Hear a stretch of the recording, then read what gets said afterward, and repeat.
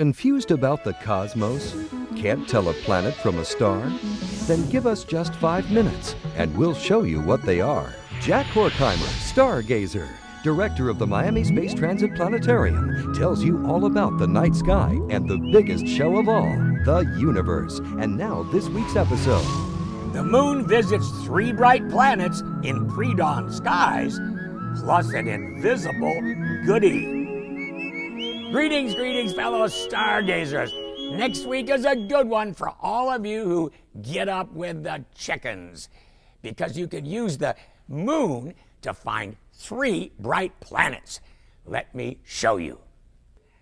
Okay, we've got our sky set up for this Sunday, May 17th, 45 minutes before sunrise, facing east, where you will be absolutely dazzled and won't need any moon to find the second planet out from the sun, the brightest planet of them all, and the same size as our planet Earth, 8,000-mile wide Venus. And just down to its left, and many times dimmer, the rose gold planet we call the red planet, half the size of Earth and Venus, 4,000-mile wide Mars.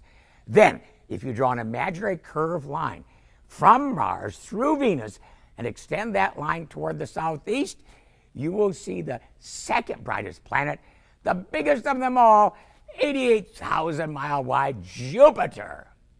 But in case you're not sure you've found it, you're in luck, because an exquisite 22-day-old waning, that is shrinking, last quarter moon will be parked almost beside it. And as you regular stargazer viewers know, I'm always a big one for visual comparisons. So let's compare these 4 objects, which all happen to be multiples of 2. Our 2,000-mile wide moon, 4,000-mile wide Mars, 8,000-mile wide Venus, and 88,000-mile wide Jupiter. Or think of it this way. We could line up 2 moons across Mars, 4 moons across Venus, and 44 moons across Jupiter, which really gives one a sense of perspective.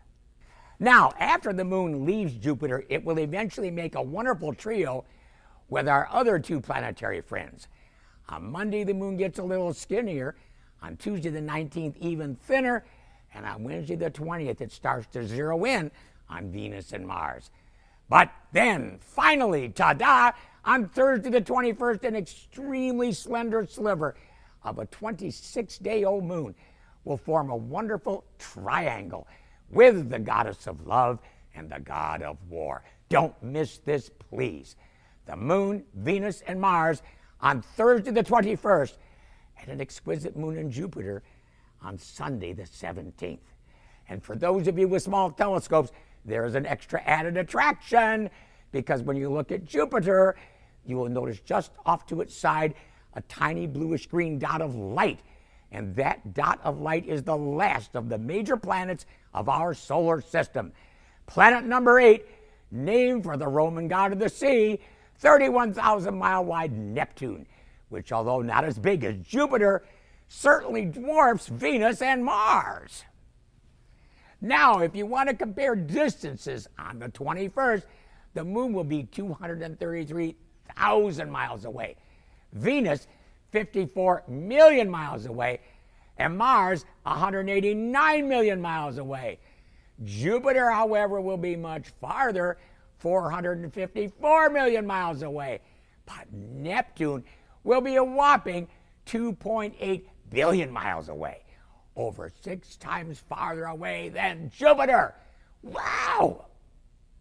So get thee out next week just before the sun rises and watch the moon slowly shrink as it visits our planetary neighbors.